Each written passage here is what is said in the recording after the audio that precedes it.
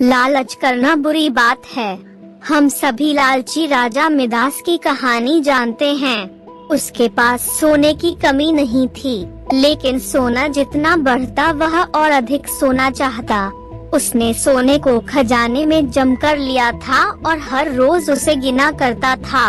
एक दिन जब वह सोना गिन रहा था तो एक अजनबी कहीं से आया और बोला, तुम मुझसे ऐसा कोई वरदान मांग सकते हो जो तुम्हें दुनिया में सबसे ज्यादा खुशी दे।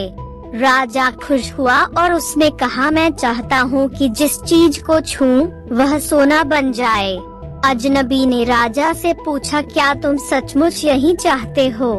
राजा ने कहा, हाँ। तो अजनबी बोला, कल सूरज की पहली किरण के साथ ही तुम्हें किसी चीज को छूकर सोना बना देने की ताकत मिल जाएगी। राजा ने सोचा कि वह सपना देख होगा, यह सच नहीं हो सकता। अगले दिन जब राजा नींद से उठा तो उसने अपना पलंग छुआ और वह सोना बन गया।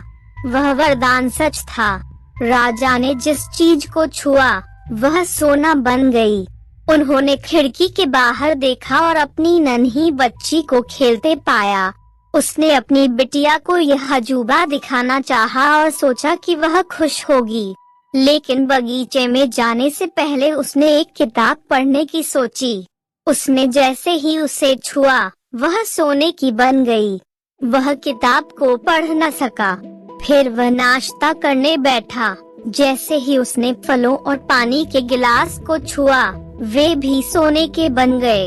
उसकी भूख बढ़ने लगी और वह खुद से बोला, मैं सोने को खा और पी नहीं सकता।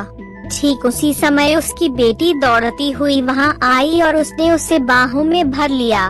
वह सोने की मूर्ति बन गई। अब राजा के चेहरे से खुशी गायब हो गई। राजा सर पकड़कर रोने लगा।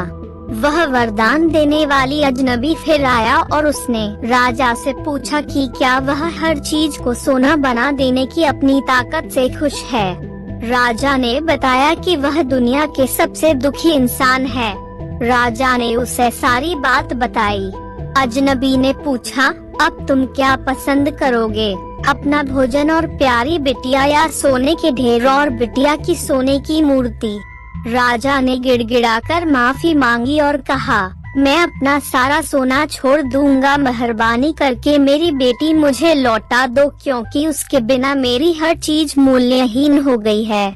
अजनबी ने राजा से कहा, तुम पहले से बुद्धिमान हो गए हो, और उसने अपने वरदान को वापस ले लिया।